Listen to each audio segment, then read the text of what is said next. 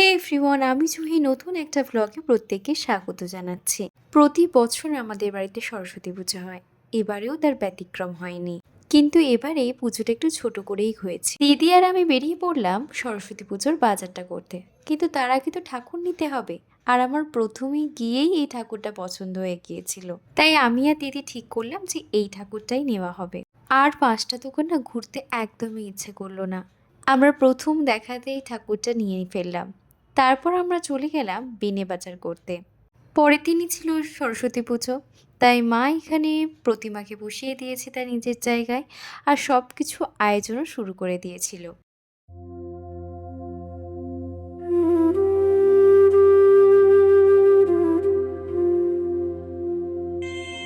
আমরা তো সকাল সকাল সবাই স্নান সেরে পুজোতে বসেও পড়লাম। এবারে যেহেতু পুজোর টাইমটা খুবই ভালো ছিল, তাই সকাল সকাল ব্রাহ্মণ ঠাকুরও চলে এলেন আর পুজোতে বসেও পড়েছিলেন।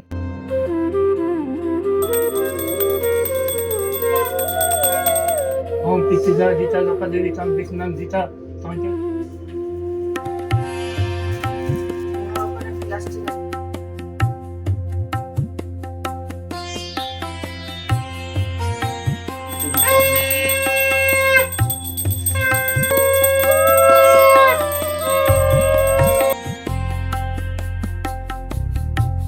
সরস্বত্যই সরস্বত্যই নমনিত্যই নমনিত্যই ভদ্রকাল্যই ভদ্রকাল্যই নমো নমো। নমো নমঃ।